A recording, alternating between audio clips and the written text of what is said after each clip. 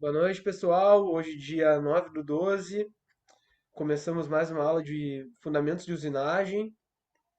Vou começar apresentando um vídeo para vocês sobre a história da usinagem das maravilhas modernas.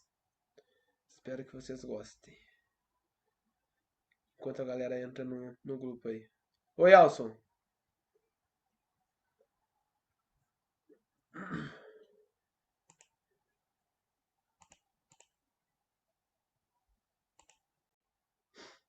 Tudo bem, Alson?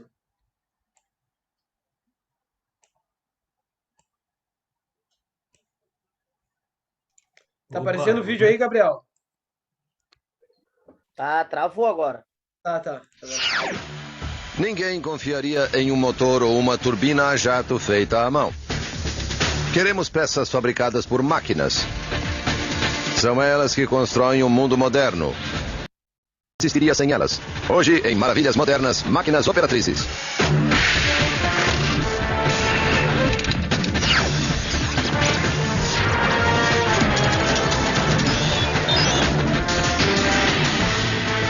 Maravilhas Modernas. As máquinas operatrizes são aparelhos movidos a energia, usados principalmente para criar peças de metal. Tais peças podem ser o molde para os faróis de um automóvel, ou podem ser a estrutura para o corpo de um avião. Podem ainda ser peças de outras máquinas. As operatrizes deixam seu legado gravado ou modelado no metal de todo e qualquer produto imaginável. It produces thousands of parts that go into the makeup of various items that we utilize every day. If there's no machine tool, everything would have to be shaped by hand. Hand scraped, fitted, or filed into a specific shape to fit into mating parts. All these inventions that came about in the late 19th, early 20th century might not have come about as easily as they had if it were not for machine tools. As máquinas operatrizes são basicamente ferramentas. Pensemos em uma furadeira manual. A operatriz mecaniza o processo da ferramenta e realiza o trabalho com maior precisão e eficiência do que o homem. As máquinas operatrizes mais utilizadas atualmente são os chamados centros mecânicos. Eles executam uma série de operações que vão da fresagem à perfuração. Um bloco de metal entra na máquina e dela sai uma peça terminada. Tudo isso começou na Cincinnati Screw and Temp, empresa fundada em 1884 por George Mueller e Fred Holtz. Atualmente, ela é uma das maiores fabricantes de máquinas operatrizes do mundo. What we do here in Cincinnati is we design, manufacture, and assemble all of our machine tools built in the United States. This particular machine is called the U5 because it can operate on 5 sites of a part. And these days, our customers, in trying to reduce setup, they want to complete a part in one operation. Hence, they want to be able to operate on all 5 sides of the part. Typical customers of this kind of machine tool are tool and die manufacturers. And the machine would come in and would actually shape the die, for example, in the shape of a door frame for a car. There are 2 Pentium microprocessors running the computer that runs this computer numerical control machine. The computer directs all the operations of the machine tool. There might be up to 50,000 unique tool points all blended together in one motion. You can store literally hundreds of thousands of data points in a machine like this. Mas estas máquinas têm seu preço. Um modelo chega a custar $1 milhão e pode sair pelo dobro em caso de itens adicionais. Outro grande fabricante de operatrizes foi a Erica LeBlond, fundada em 1887 com alguns poucos funcionários. Hoje ela é a Makino Company, uma das maiores fabricantes de operatrizes do mundo. São dela as máquinas que produzem peças para o programa ônibus espacial. This is one of the stages of an impeller for the main shuttle engine.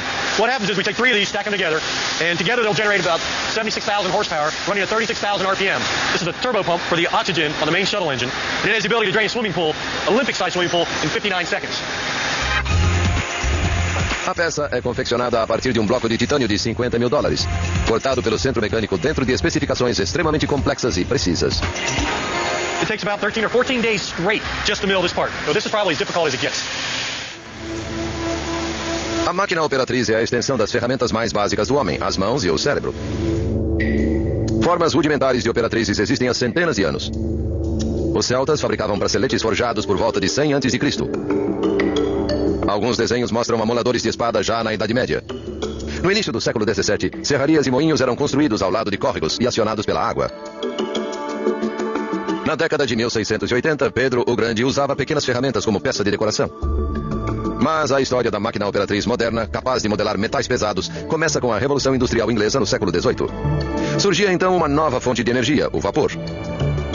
E em 1765, James Watts criou um mecanismo a vapor seguro o bastante para alimentar uma máquina. O mecanismo se utilizava do movimento do pistão para girar um eixo de manivela, processo batizado de força rotativa. A roda de Watts mais tarde proveria energia para a primeira máquina operatriz moderna. The real beauty of the steam engines, at least related to the machine industry, is that you could put a steam engine anywhere. You didn't need a water source. You didn't need a mill run to operate a wheel. You could put a steam engine of any size in your factory and do machining. It was really an innovation to have a steam engine that could be hooked up almost anywhere. Steam engines, however, were difficult to run. They took a long time to get started. They had to be well lubricated. They were loud. Unfortunately, they were quite dirty. They were surely not safe. Apesar das desvantagens, a invenção de Watts deu origem às primeiras máquinas operatrizes modernas. A maioria delas também a vapor. Algumas eram adaptações de ferramentas já existentes, outras eram ideias novas. O período entre meados do século XVIII e o início do século XX marcou o desenvolvimento das operatrizes. We think that we are so far advanced today, and we are so clever and so smart and have so much technology behind us, and yet the early people that devised the first machine tools really were very, very bright individuals. It was a by guess and by golly type of thing that eventually produced something of value. They didn't have the college degrees that are evident today, but by golly, they had a lot of ingenuity and they used it. As máquinas operatrizes contribuíram para a comercialização de produtos que apenas a nobreza possuía antes da Revolução Industrial. Do dia para a noite, eles passaram a ser produzidos em grande escala e baixo custo. As máquinas que tornaram isso viável podem ser divididas em 7 categorias. A primeira é o torno mecânico, também conhecido como máquina de brocar. A segunda é a plaina mecânica, cuja função é desbastar o metal como uma plaina de madeira. A outra é a mais resistente das operatrizes, a retífica de fresas. A exemplo da plaina, ela alisa e dá forma ao metal. As 4 máquinas restantes são as perfuratrizes, os esmeris, as serras elétricas e grandes máquinas de modelar chamadas prensas de moldar. Todas inventadas pelo homem com um pouco mais do que apenas a intuição. A seguir, conheceremos melhor todas elas. É difícil traçar uma linha clara da evolução das máquinas operatrizes. Elas foram inventadas para uso particular e produção de algum item específico, sem a intenção de venda. Além disso, os primeiros fabricantes de máquinas se reuniam e visitavam uns aos outros para trocar ideias. Não havia respeito pelas patentes, e as leis que as protegiam eram difíceis de fazer cumprir. Mas o certo é que a primeira operatriz inventada foi o torno mecânico, também chamado de máquina de brocar. Seu inventor foi John Wilkinson, conhecido na sua época como o grande mestre do ferro graças às suas habilidades. Wilkinson trabalhava no ramo da fundição de ferro desde os 20 anos, idade em que construiu seu primeiro alto-forno. Em 1775, ao notar que poderia fabricar canhões perfurando barris maciços, o ferreiro usou a máquina a vapor de Watts para construir o primeiro torno mecânico. Outros modelos iguais logo o seguiram, a maioria utilizada para fabricar armas e canhões.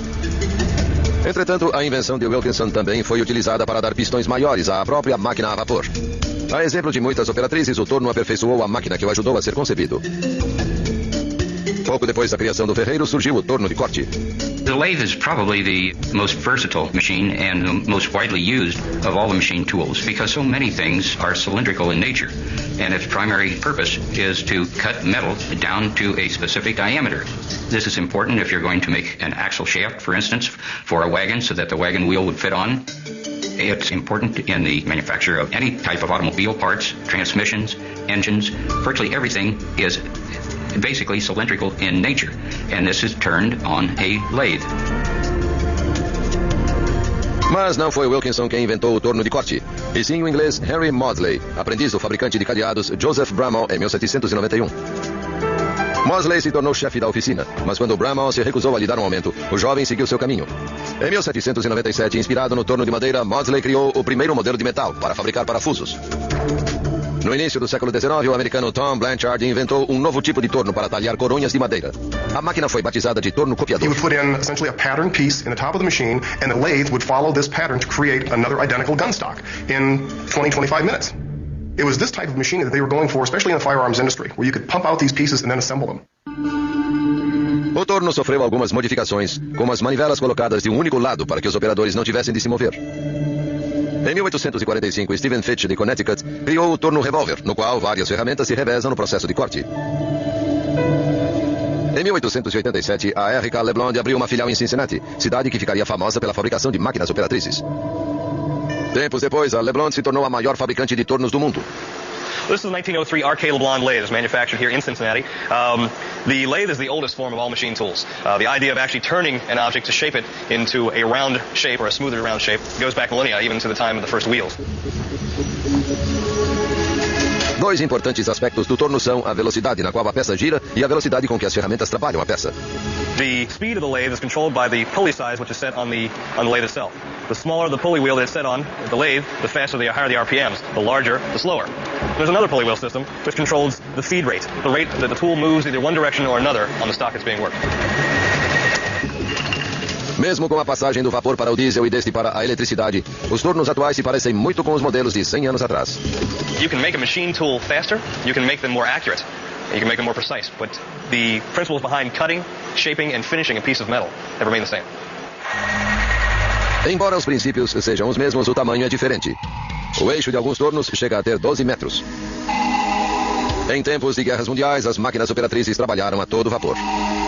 As far as the Arcadal Blonde Company is concerned, they had a tremendous role in World War I and World War II. They produced what we call a gun boring lathe for the various artillery pieces that were used throughout the war, the big howitzers. Há quem pense que a América não teria vencido a Segunda Guerra sem as operatrizes. Without the quality of machines that we had, which produced quality parts, we never could have provided the war material for England, France, and the Australians, the Canadians. They all used American equipment. I think they made the difference between our winning the war or possibly losing the war.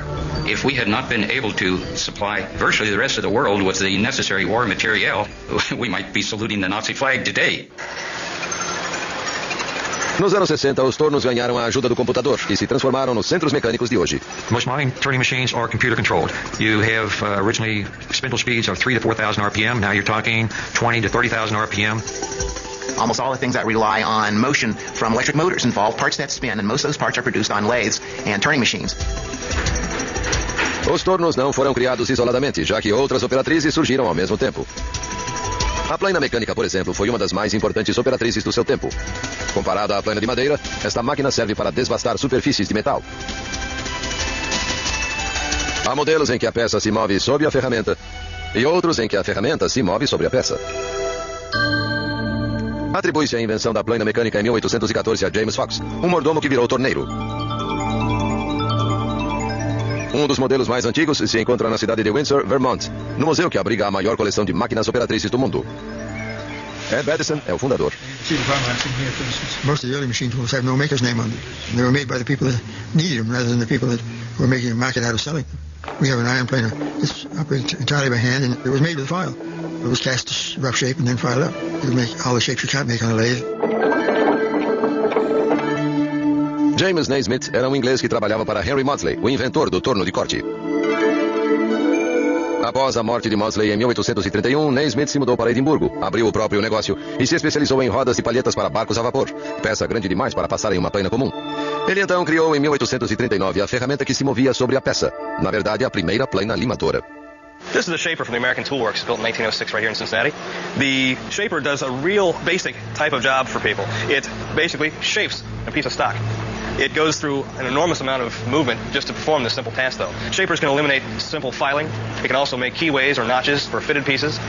As the stock is moved left or right, the cutting tool is moved back and forth. When the cutting tool moves to the home position, to the rear, the table moves over gradually, and then the cutting tool moves forward again and takes another bite off of the stock itself. A plaina mecânica teve um papel importante não apenas na criação de novos produtos, mas na criação de novas máquinas. Uma delas é a retífica de fresas, a terceira categoria de operatrizes. Ao contrário das anteriores, a retífica de fresas não foi criada na Inglaterra, mas na recém-independente América. Após a Revolução Americana, os ingleses tentaram manter a superioridade industrial, proibindo a exportação de máquinas operatrizes para os Estados Unidos. After the Revolutionary War, a lot of the technology was banned from the United States in the same way that we have embargoes against Cuba or people would like embargoes against China today. If the political situation had changed, then the technology would have come in, very freely. We were the up-and-coming Yankees. England often looked down upon the United States in the types of machines that they produced, that they were inferior. They weren't of the quality of the British machines. And in some respects, that's very true. We didn't produce the types of these large, sturdy machine tools that the British did, but in many respects that worked in our favor, because the machine tool industry changed so rapidly in the 19th century that we could afford to build little cheaper machines. Within 10 to 20 years, they were onto something new and different, and those machines were replaced. Whereas I think in many instances, the British stayed with their old reliable machines, and we surpassed them. A invenção da retífica de fresas é atribuída ao famoso americano Eli Whitney, mas há quem discorde. Whitney nasceu em 1765 em Westborough, Massachusetts, e ficou conhecido por criar o descaroçador de algodão. O inventor recebeu a patente e o direito exclusivo de fabricação, mas a simplicidade da máquina deu início a uma onda de pirataria. A fim de pagar as despesas geradas pela defesa legal da patente, Whitney começou a fabricar rifles e construiu a primeira retífica de fresas para cumprir um contrato com o governo de entrega de 10 mil armas em um prazo recorde de 2 anos. Dizem, porém, que o grande Eli Whitney roubou o projeto do também fabricante de armas, John Hall. Mas, segundo o contrato do governo, qualquer operatriz poderia ser copiada, contanto que utilizada na fabricação de mais armas. Acredita-se que Hall criou a retífica de fresas e Whitney simplesmente a copiou, mas levou o crédito por ser o mais conhecido dos dois. I don't think they worried too much about whether somebody stole a patent or not, simply because communications aren't what they are today. I think that there was a tremendous amount of adaptation from one builder to another. A retífica de fresas realiza parte do trabalho de uma plena mecânica. O metal é cortado por uma lâmina giratória, mas ao contrário da plena, a ferramenta não recua após cortar a peça, o que agiliza bastante o trabalho. The milling machine is pretty much the brains of the machine tool shop. It's used for making precise cuts. This one is a horizontal mill, or what's sometimes referred to as a slab mill. You can adjust the stock that you're working on any axis. This table is moving the stock against the rotating, sharpened steel tool. The steel tool basically chips away or scrapes away small particles of the metal. Any slab of metal that needed to be milled off to a uniform height would be milled on a horizontal mill like this. Em 1878, a companhia Cincinnati Screw and Tamp fabricou a primeira retífica de fresas e pouco depois se tornou a maior fabricante do mundo. A really big break for the company came just about the turn of the century with the advent of manufacturers of bicycles. And bicycle parts, of course, are made of metal. And there was a need in the growing bicycle industry to have milling machines to make the components for bicycles. A retífica de fresas foi de vital importância nos primórdios da indústria automobilística, quando Henry Ford começou a produzir os primeiros modelos T. Graças à sua maior eficiência, a retífica substituiu todas as planas mecânicas em meados do século XX. Os fabricantes de retífica de fresas produziram um número sem precedentes de máquinas durante as duas grandes guerras mundiais. The production of airplanes, or the production of jeeps, or the production of personnel carriers, or the production of tanks, or even the production of guns and arms, is all dependent on metal parts, mass-produced metal parts. In World War I, Cincinnati was very busy making basic machine tools, and we were making them for the factories that made war goods. In World War II, we were also extremely busy here and in making those same machine tools to support not just the U.S., but we were also supporting the Allies with machine tools during that period of time. And we were actually making components, portions of tanks, portions of personnel carriers. We were actually making those components in the factory at the same time we were making machine tools. Após a Segunda Guerra, as retíficas de fresas foram remodeladas para fabricar produtos em geral e absorver a elevação do padrão de vida nos anos 50. Em poucas décadas, esta máquina alcançou níveis de precisão e força nunca antes imaginado. E evolui até chegar aos modernos centros mecânicos que executam múltiplas funções em uma única peça. The precision with which you can make metal parts that fit together in a tight fashion is solely dependent on the precision accuracy capabilities of the machine tool that you use to make those parts. The more accurate the machine tool is, the more precisely you can control the dimensions of parts that ultimately mate together in an engine or in an aircraft or whatever the case may be. Precisão e permutabilidade são conceitos bem definidos hoje. Mas antes da retífica de fresas, partes supostamente idênticas sempre apresentavam diferenças. O operador tinha de lixar as peças para formar um par. Mas Eli Whitney afirmava que sua máquina era tão precisa que as peças de uma arma poderiam ser trocadas por peças de outra. O conceito foi batizado de peças intercambiáveis. E Thomas Jefferson aceitou a afirmação após examinar 10 armas, embora muitos ainda achem que Whitney exagerou na permutabilidade das peças. They were terrible. Jefferson was an enthusiastic amateur, but there's a lot of things he didn't know. And one thing he didn't know about was interchangeability. Whitney made one gun and 10 locks that supposedly would fit it. Well, that's easy enough to do if you spend time enough and money enough to do it, and he saved the contract that way. He fooled Jefferson and the War Department. Mas o conceito de peças intercambiáveis chegou para ficar. Logo, muitos fabricantes de armas como Robbins e Lawrence, Springfield e Colt aceitaram a ideia. A retífica de fresas trouxe uma nova precisão para os produtos criados. Mas não foi um feito exclusivo, já que outras 4 operatrizes tiveram um papel igualmente importante. A perfuração é uma prática muito antiga e sua ferramenta mais rudimentar é o trado, bastante conhecido pelos escoteiros.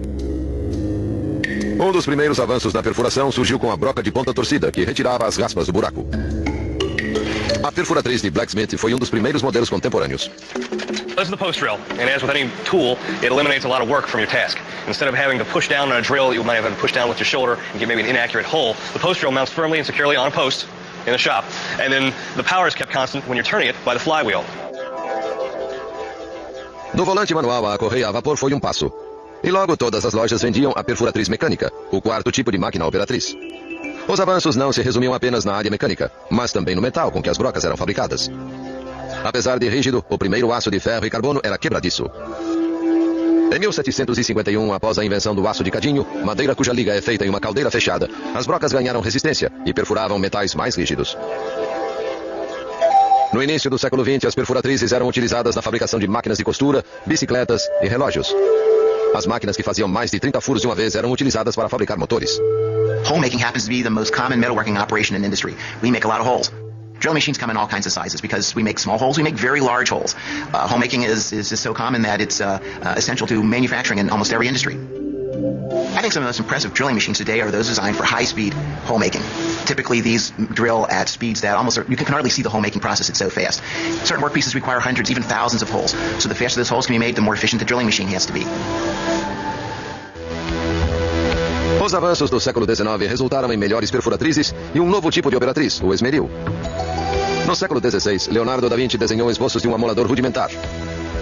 Por centenas de anos, o homem usou formas parecidas para afiar suas ferramentas. Em 1837, James Naismith, o mesmo que inventou a plena, patenteou o primeiro esmeril.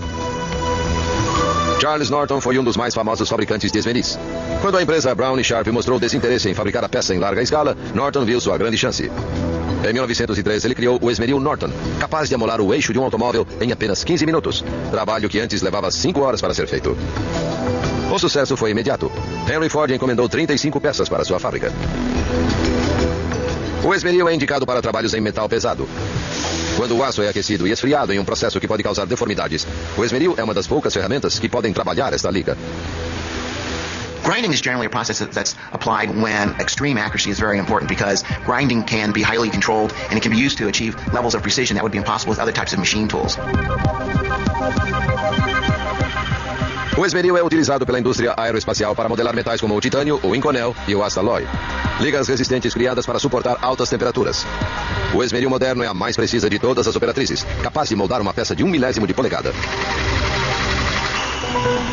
A sexta categoria de operatriz é a serra elétrica, a mais simples das ferramentas. A primeira serra a vapor foi construída em Londres em 1663, utilizada basicamente para cortar madeira.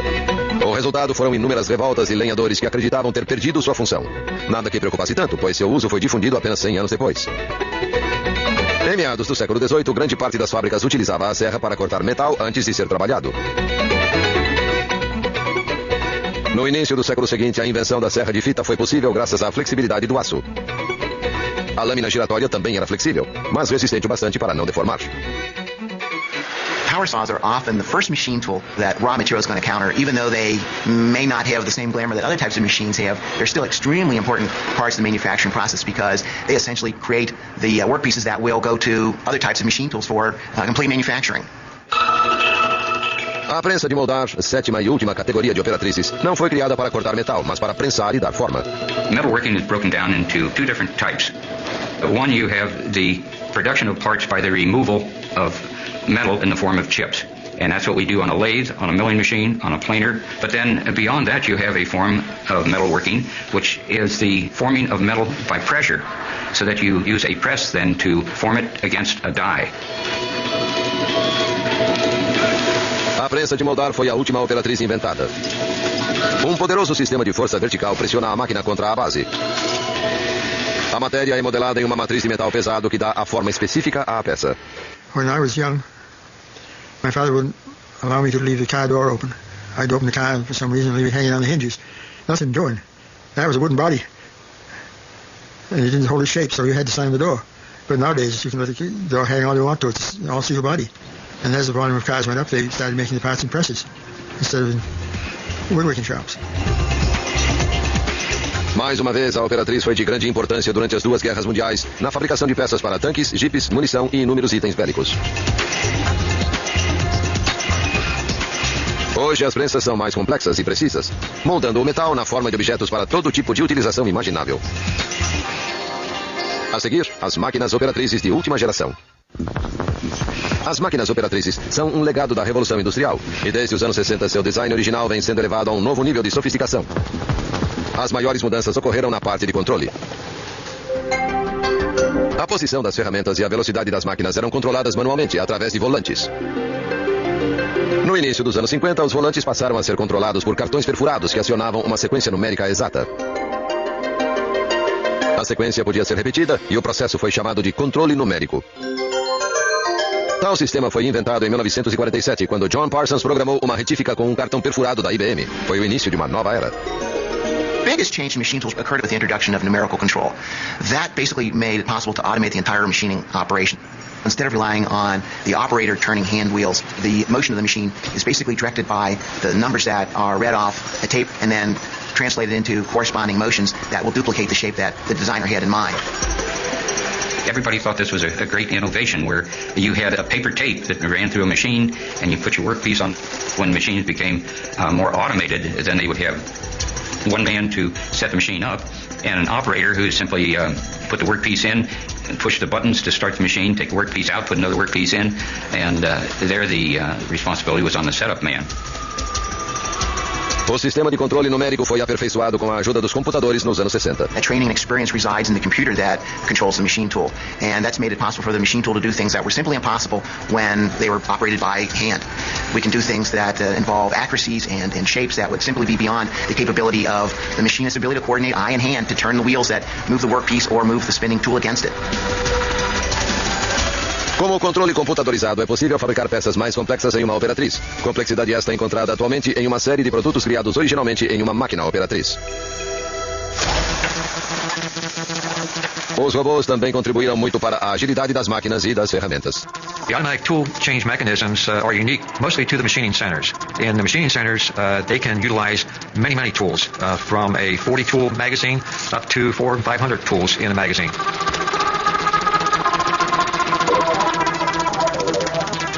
Por definição, a lâmina de uma máquina deve ser mais rígida do que a peça trabalhada. Com a evolução dos metais, as operatrizes tiveram de incorporar técnicas ultramodernas de corte. Muitas operatrizes utilizam um processo chamado mecanismo de descarga elétrica. Movida a eletricidade, a ferramenta usa elétrons para vaporizar o material ao invés de cortá-lo. They use the energy of a spark to essentially explode a microscopic bit of material away from the surface. This is microscopic, so it's something you can't see with the eye. But as that heat builds up to a certain point, at least as hot as the temperature of the sun, a small bubble of gas forms. And when that bubble of gas explodes, it blows away a microscopic bit of metal from the surface. Como uma serra de fita, um fio elétrico microscópico corta o metal com precisão cirúrgica. O corte não deixa nenhuma saliência, eliminando a possível utilização de uma segunda ferramenta. Algumas das mais modernas operatrizes em desenvolvimento sequer fazem uso de partes de metal. Na companhia Cincinnati Machine, uma combinação de várias tecnologias está sendo aplicada na criação de um material mais resistente do que o titânio, embora mais leve do que o alumínio.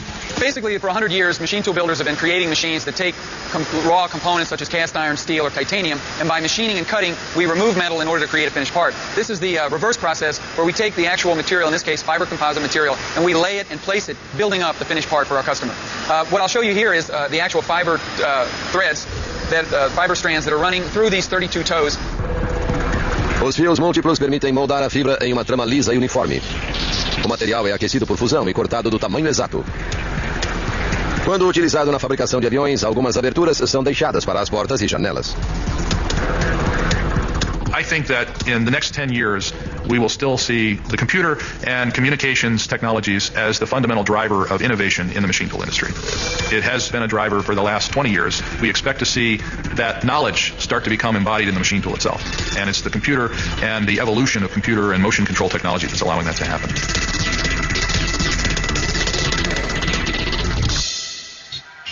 Desde os primórdios nas pequenas oficinas de Londres até os modernos centros mecânicos controlados por computador, as máquinas operatrizes são o centro da revolução industrial.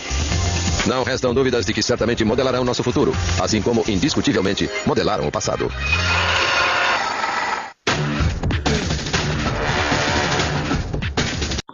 A turma tá cheia já. E aí, pessoal, boa noite. Tudo bem? Boa noite. Boa noite. Uma viajada na história aí demos. Um videozinho bem legal do History. Misturou ali um pouco da revolução das máquinas com um pouco de história também. Ele começa o vídeo dizendo, alguns não estavam presentes, que ninguém confiaria em uma máquina se ela fosse construída à mão. E também mostrou a evolução das operatrizes, com centros mecânicos, a fresagem e também a máquina ela gira e consegue operar em 5 lados diferentes.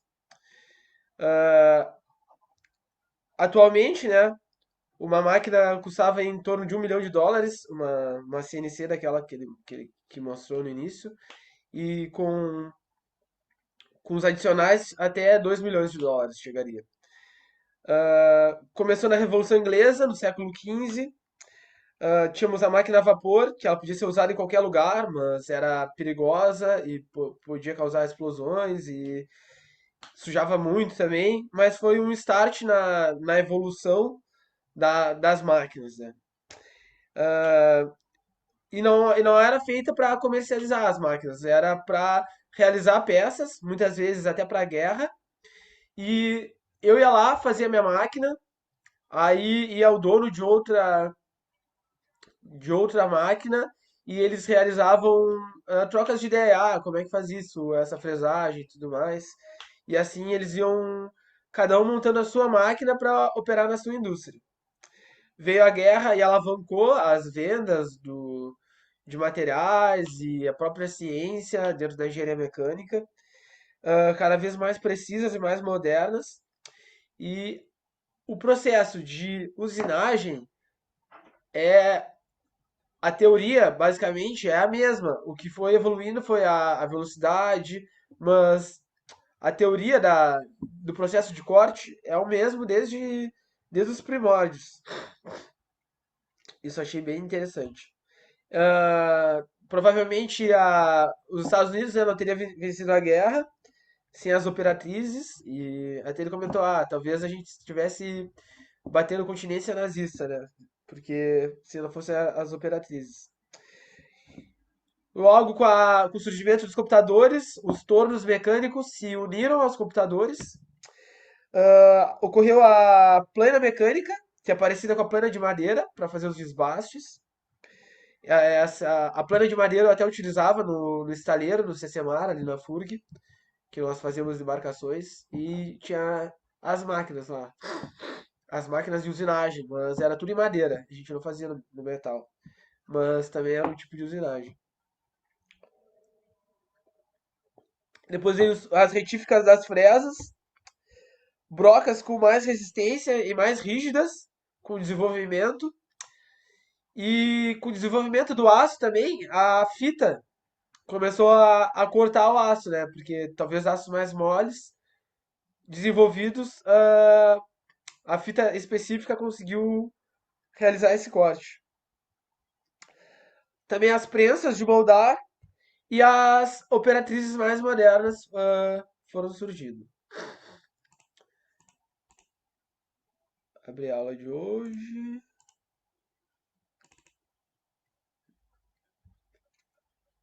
A galera aí já deve estar tomando uma para ver o jogo.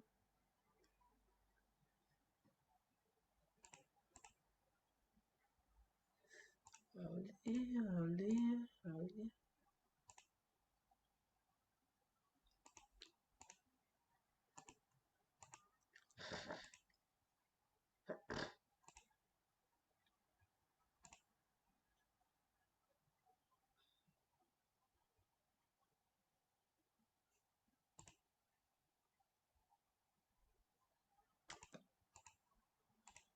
Foi.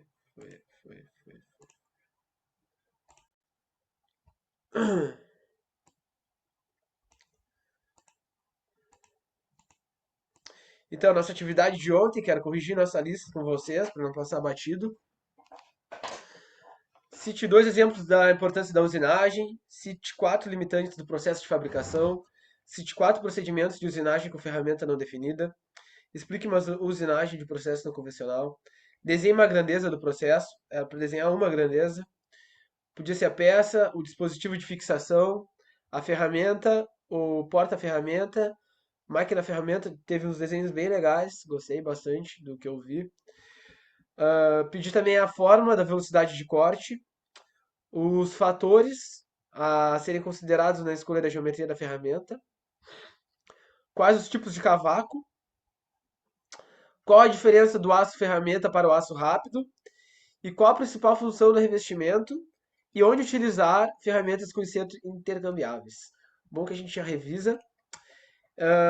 Com os dois exemplos, né, da importância da usinagem, pode ser utilizado em lentes para CD player ou nas matrizes, lentes de contato, até mostrou no próprio vídeo ali, 100% dos pinos médico-odontológicos, 80% dos furos, 70% das engrenagens, 90% dos componentes da indústria aeroespacial, até mostrou a operatriz realizando os desbastes, né, como evoluiu, mostrou toda a evolução ali, por isso que eu quis mostrar para vocês esse vídeo. Depois eu vou botar o link ali no YouTube, caso alguém queira rever ou perdeu algum pedaço. Achei bem interessante. E também 100% dos processos de melhoria da qualidade superficial são feitos por usinagem. Alguma dúvida nessa questão? Pedir 4 limitantes do processo de fabricação.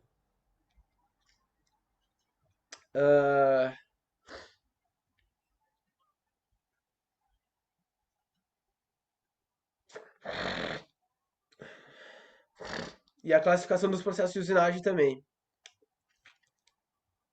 As limitantes poderiam ser o operador, o tipo de ferramenta, né? O desbaste, também alguma vibração que ocorra. E aqui foi a classificação, não foi certo. Pedir 4 procedimentos de usinagem com ferramenta não definida, né? Não convencionais, temos a térmica, a química, a eletroquímica, por ultrassom, por jato d'água. Até vimos um vídeo de usinando um motor, né, embaixo d'água, por causa das tolerâncias. Achei bem legal também. E temos também as ferramentas de geometria não definida. Retífica, o brunimento, a lapidar, lixar, polir, jatear, tamborear, entre outros. Pedir para explicar uma usinagem de processo não convencional. Aí tinha a térmica, a química, a eletroquímica, ultrassom e o jato d'água. E tinha que explicar, né? Falar como funcionava, a gente viu alguns vídeos e tem no material também.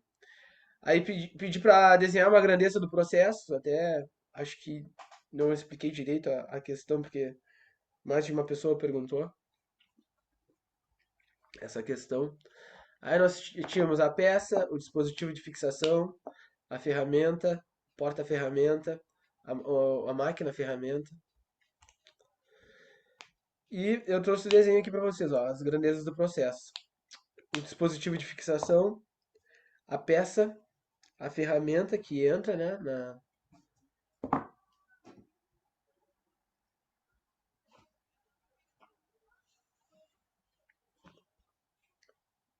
aqui girando, e a ferramenta entra aqui. Trouxe para vocês. Pedir a fórmula, a equação da velocidade de corte. Temos π, d, n, que é a frequência de rotação, dividido por 1000. Sendo a velocidade de corte com a frequência, né, que é o material da peça dividido pelo material da ferramenta. Temos também a velocidade de avanço e a velocidade efetiva de corte. Então, o que é essa velocidade de corte, né? É um valor obtido experimentalmente, trouxe para vocês, porque eu acho que não ficou muito claro no material. Ele é o valor encontrado em tabelas. É o valor dessas tabelas também relacionam as funções da vida da ferramenta. Essas tabelas apresentam faixa de valores e podem variar de acordo com a fonte. A velocidade de corte ainda depende da máquina-ferramenta, da geometria da peça, do tipo de dispositivo de fixação e da experiência do operador ou programador. Isso tudo é baseado numa tabela. Aqui temos a nossa ferramenta, né? Com o dispositivo de fixação. Trouxe para vocês. Abrindo no PDF fica melhor.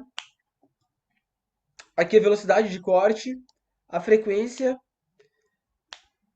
a área, o ângulo, a força, né? O tipo de material, titânio, aço, aços especiais, stainless steel, martensitic, aço inoxidável alcenítico e outro tipo de aço inoxidável. Também mostra a forma do lubrificante, como passa, a seco, por emulsão, tabelinha para vocês terem noção e relacionar, porque às vezes, como técnico, vocês podem querer saber, putz, eu quero usinar uma peça do aço H3, por exemplo. Então, quanto de força eu tenho que utilizar, qual lubrificante que eu tenho que utilizar, isso tudo é tabelado pelas normas. Na questão 7, eu pedi quais fatores a serem considerados na escolha da geometria da ferramenta. Então, a geometria da ferramenta, ela influencia onde? Na qualidade final do trabalho, temos também o próprio desgaste da ferramenta, as forças de corte envolvidas, o ângulo de saída do cavaco, como que eu quero que o cavaco saia. Até hoje eu trouxe para vocês mais um material sobre cavaco e a forma que eu quero que o cavaco seja obtido.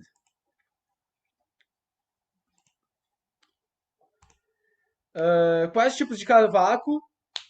Tinham duas tabelas, essa era uma delas, né? Vários tipos de cavaco aqui. Teve até alguém que desenhou os cavacos. Não lembro quem foi. Pedi a diferença do aço ferramenta pro aço rápido. O aço ferramenta, ele resiste a temperatura de até 250 graus Celsius. O tratamento térmico simples. Apresenta elevada dureza e elevada resistência ao desgaste. Uma facilidade de afiação e obtenção de gumes vivos. Ele apresenta baixo custo. É principalmente o material utilizado até 1900, foi. E o carbono dele varia de 0,8 até 1,5% de carbono. As suas áreas de aplicação. É muito aplicada para a usinagem de aços doces com velocidade de corte menor que 25 metros por minuto. Brocas para uso doméstico, como a hobby. E ferramentas para carpintaria.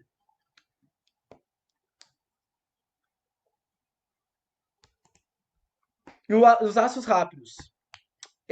Já tem maior custo. Ele é um tratamento térmico mais complexo, por isso que ele é mais caro de ser utilizado, né? Ele é um aço rápido, com adição de cobalto. Ele apresenta sua estrutura clássica, como 18% de vanádio, 4% de cromo e 1% de... Acho aquele ali que eu acho vanádio. Eles resistem à temperatura de até aproximadamente 520 a 600 graus Celsius. Sua dureza de 60 a 67 e os principais elementos são o molibdênio, o cobalto, o vanádio. O Wzinho eu vou ter que ver. E onde é que nós utilizamos na indústria? Em fresas de todos os tipos, com os alargadores, as brocas helicoidais, ferramenta para desbaste e acabamento e ferramenta para todas as opções de usinagem. Assim nós utilizamos os aços rápidos. E o revestimento, qual era a principal função? Proteger o material de base da ferramenta, que nós vimos que o material de base vai se desgastando e temos que ter aquela função do revestimento. Serve também para reduzir o atrito na interface cavaco-ferramenta, para aumentar a dureza da interface cavaco-ferramenta. Serve como uma condução rápida de calor para longe da região de corte e também isolamento térmico do material de base da ferramenta. Aqui mostra, né, o material base, conforme ele vai se desbastando, vai trocando aquela parte ali do material. E onde nós utilizamos a ferramenta com intercambiáveis? Elas são usadas mais largamente em operações de torneamento, cujo o material vai realizando um próprio desgaste, né? Até nós vimos que tem como retirar essa parte do inserto intercambiável. E também os insertos de metal duro predominam, mas insertos de aço rápidos, cerâmicas, diamante, CBN são também usados para muitas aplicações. Então não é só a parte do metal duro, né? Outros tipos de material pode ser utilizado nesse tipo de inserto intercambiável. Aqui eu trouxe algumas. Agora acabou as questões, começando a aula de hoje, tá, pessoal? Alguma dúvida?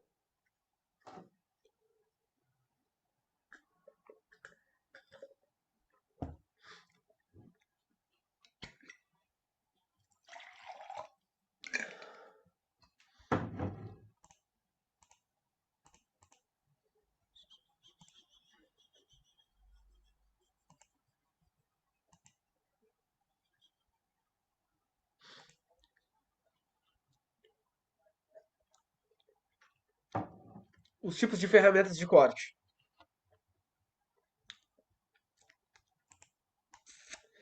A própria usinagem. Nós vamos desde o material bruto até o produto final, né?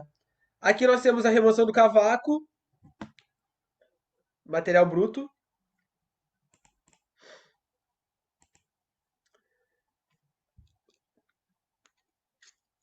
Remoção do cavaco para chegar até o produto final que nós queremos. Mostramos também que a maior parte de todos os produtos industrializados, em alguma de suas etapas de produção, sofre algum processo de usinagem, desde os eixos dos motores até todos os nossos componentes mecânicos que nós temos, né? E não só na parte da indústria mecânica, como também na parte da medicina, da odontologia. Sempre tem algum procedimento de usinagem para deixar do jeito que nós gostaríamos. 70% das lentes de contato, vimos também que eram 100% das lentes intraoculares e as lentes para CD player e suas matrizes.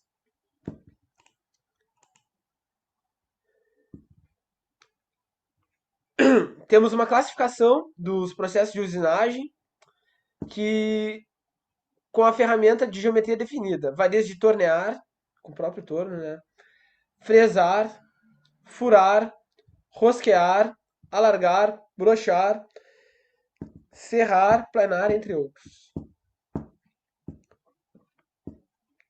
Aqui é a fresa.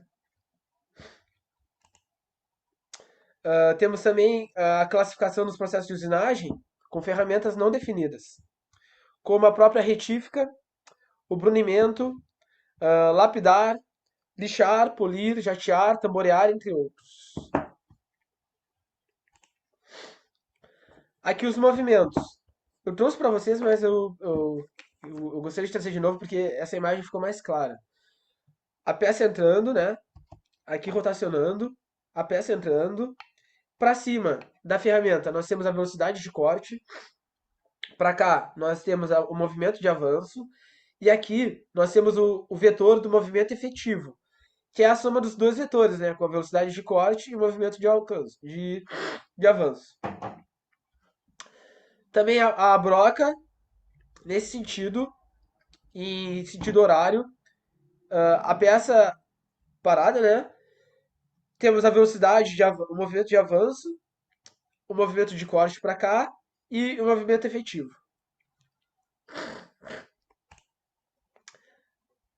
As relações que envolvem a usinagem, nós vimos.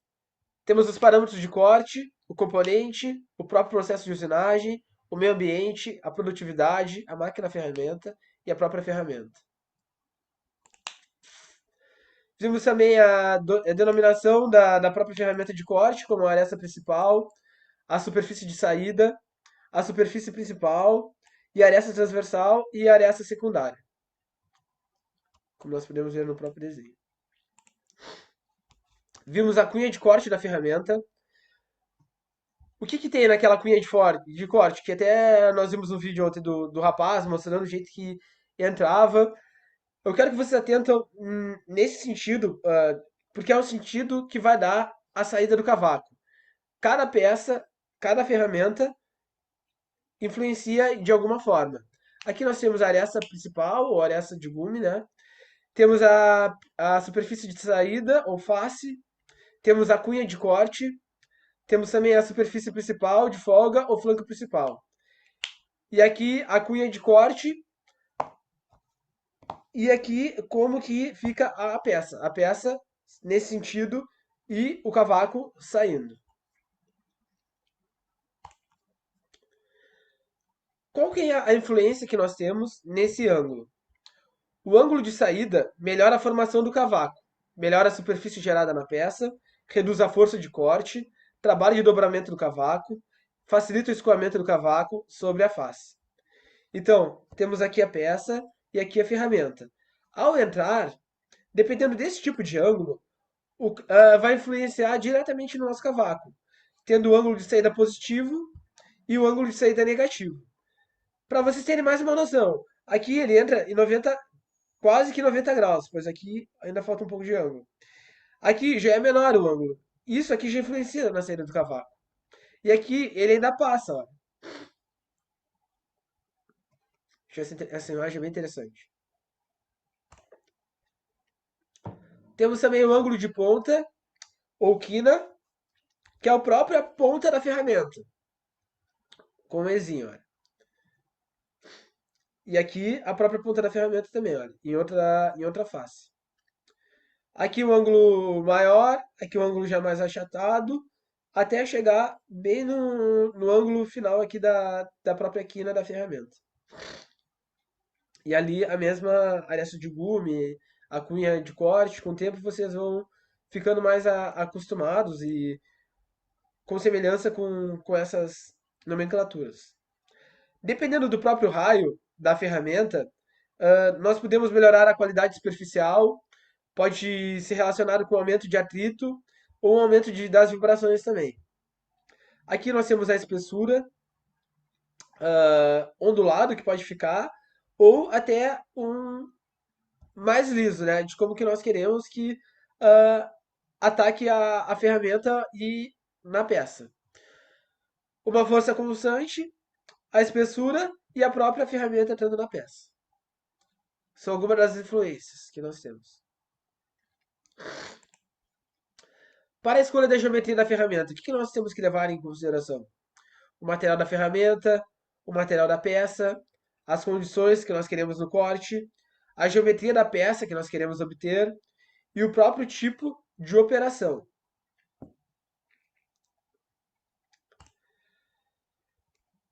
Os requisitos. Nós comentamos sobre isso, mas o que eu achei mais importante, que eu até gostei hoje, estava fazendo a aula de manhã, e eu vi, olha, nós podemos querer a resistência à compressão, a dureza, a resistência à fricção e tenacidade, a resistência do gume, a interna, a quente, oxidação, abrasão, mas nenhum material de ferramenta possui todas essas características. Então, nós temos que combinar as melhores que se adaptam para o nosso uso, para aquilo onde nós queremos chegar. O gelarizão tá bom. Cavaco. Por definição, o que seria? É a porção de material da peça retirada pela ferramenta, caracterizando por apresentar a forma irregular. E aqui, olha, cavaquinho saindo. Vermelho porque sai quente.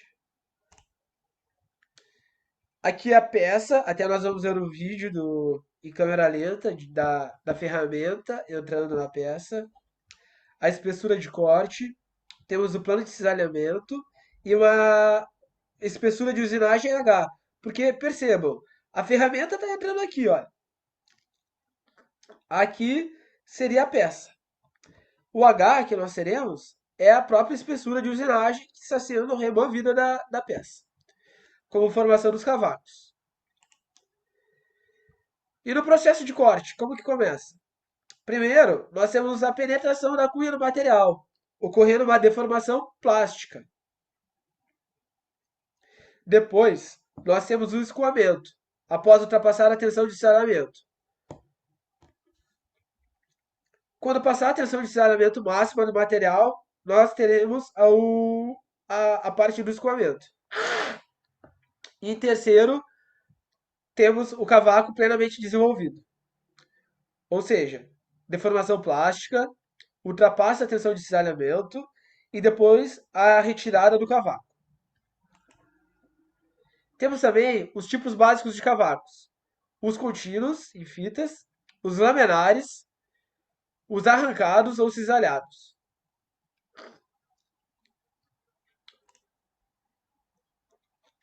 Os contínuos, como funcionam? Vou aumentar aqui para ficar melhor para vocês verem. Temos a zona secundária de cisalhamento, a zona primária de cisalhamento. A zona primária é bem onde está sendo retirada a parte da peça, a parte do material. E a zona secundária é onde já foi removido e com a própria velocidade ela vai sendo levantada. Inclusive, o próprio fluido de corte auxilia para a retirada desse cavaco. Temos também a influência do avanço e da profundidade de corte sobre a formação do cavaco. O avanço de profundidade está relacionado com a profundidade. E dependendo dessa relação, nós temos os tipos de cavaco, mais alongados e mais estreitos e laminares. Temos também a classificação dos cavacos, como em fita, desfavorável, emaranhado, desfavorável, hélice plana. Temos também a hélice oblíqua, a hélice longa. Os favoráveis, hélice curta, hélice espiral, espiral e o médio, vírgula e arrancados. Prestar atenção nos favoráveis, né? Com a hélice curta e a hélice espiral. E espiral. Agora um videozinho sobre cavaco.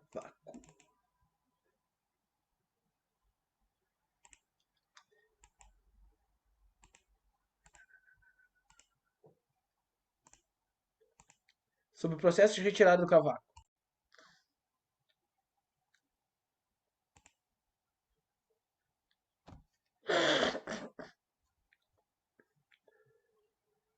Não tem som.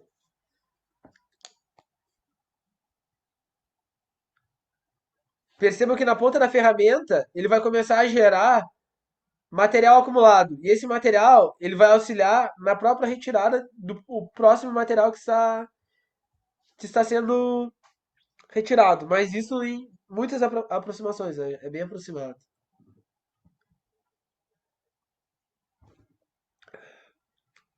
A zona de cisalhamento, a espessura H que nós falamos.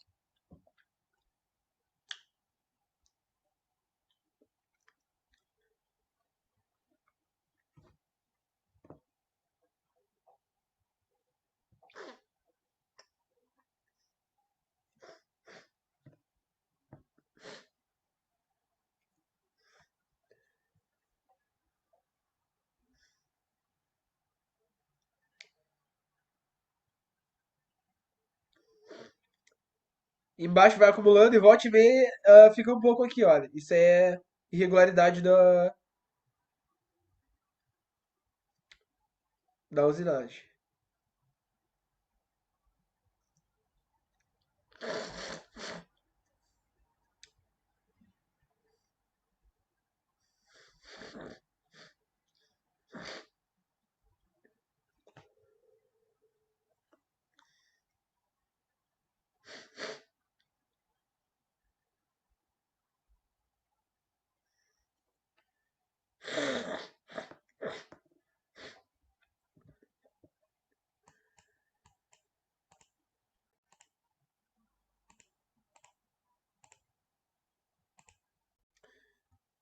Videozinho sem áudio, mas achei interessante mostrar para vocês. Temos também de novo eu trouxe, né, só que nessa imagem achei mais claro a forma do calor, aqui podendo chegar a 800 graus Celsius, Imaginem para o tratamento térmico, né, que a peça vai sofrer. O cavaco saindo, aqui ele sai em 400 graus Celsius e aqui chegando de 300 a 200, que essa peça resiste. Por isso que é tão importante o procedimento que essa peça possa receber, o material que ela possa chegar, como eu mostrei ali o aço rápido, que chegava até 250 graus Celsius. O cavaco saindo 75% de calor dissipado, aqui entrando 18, 5 para cá e 2 para cá. Bem interessante também, como a distribuição do calor gerado. O desgaste. O que é o desgaste? Desgaste é uma consequência natural do processo de usinagem sobre as ferramentas de geometria definida e não definida. É um movimento relativo entre cavaco e ferramenta. O atrito, as forças e a temperatura que levam o desgaste da ferramenta. Então, tudo isso, o atrito, o calor, o contato, tudo isso leva ao desgaste, né? Como nós já tínhamos comentado.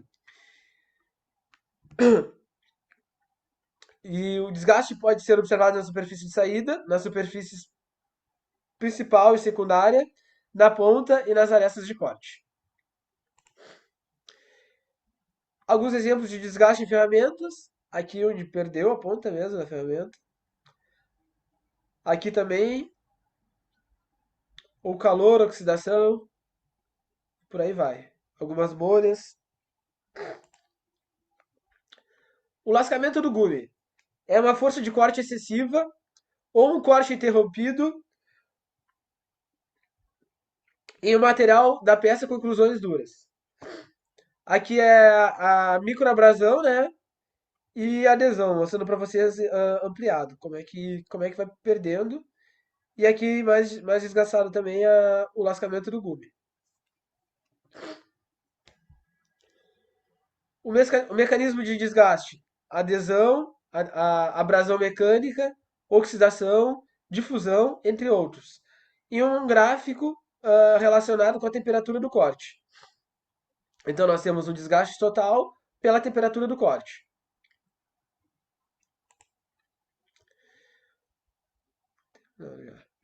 Conceito de usinabilidade. Na usinagem, com remoção de cavacos, verifica-se que os diversos materiais se comportam de modo distinto, sendo que alguns podem ser trabalhados com grande facilidade, enquanto que outros oferecem uma série de problemas ao operador. Então, algum material pode ser mais fácil de ser usinado, como outros podem ser muito mais fáceis. Como o meu próprio material, eu falei que eu apanhei, quebrei disco, foi difícil de usinar, de cortar ele. Aí eu falei, pô, não vou ficar gastando aqui disco da universidade, né? Dinheiro público, então fui lá, levei no torneiro, o cara cortou, fez as 30 amostras lá que eu precisava, não quebrei a cabeça. Então, não foi, apresentou uma usinabilidade alta, difícil pra mim. Mas também outros aços eu já cortei lá e, tipo, foi muito mais fácil, foi muito mais tranquilo. Então, isso aí varia de aço para aço. De operador, de maquinário, esse é o conceito de usabilidade. Ele descreve todas as dificuldades que o material apresenta na sua usinagem, compreende todas as propriedades que o material tem e na sua influência sobre o processo de usinagem. Por definição, usinabilidade pode ser definida como sendo a capacidade dos materiais da peça e se deixar usinar. Então, aquela peça é mais fácil de se retirar no material dela, então ela tem melhor usinabilidade. Uma dúvida? Critérios da usinabilidade: formação de cavaco fácil, abrasividade, forças de usinagem ou tipo de cavaco.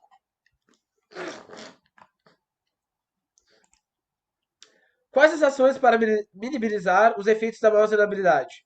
Na ferramenta, o que nós podemos realizar? O material da própria ferramenta, a geometria da ferramenta. Imagina, se já é uma ferramenta que o operador não consegue segurar bem ou realizar fácil o manuseio, já fica muito mais difícil fazer a usinabilidade. Ou o próprio uso do revestimento. No processo, temos a velocidade, o avanço ou a profundidade do corte. Ou o uso de meios lubrificantes do material da peça e elementos de liga, no controle do processo de obtenção, fabricação anterior à usinagem, alívio de tensões e tratamentos térmicos. Ou seja, o próprio fluido lubrificante vai auxiliar para que não ocorra um tratamento térmico na peça. Se ele consegue refrigerar o material e a peça, fica muito mais fácil daquela peça não sofrer a têmpera ali, né? E não ficar quebradiça, que pode quebrar e ou até acontecer algum acidente se mudar a microestrutura do material. Os fluidos de corte que nós comentamos. E as funções do fluido de corte: refrigeração, lubrificação, transposição do cavaco. Tudo isso influenciado aonde? No desgaste da ferramenta, no choque térmico, na exatidão de forma da peça, na exatidão dimensional, na qualidade superficial, na influência da camada limite, ou em conjunto com a máquina ferramenta, com uma estabilidade térmica e uma precisão.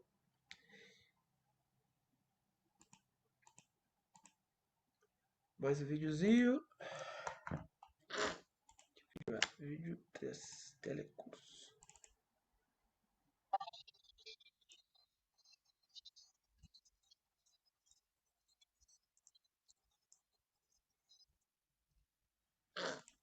Não vai dar tempo de passar hoje, vou fazer a chamada.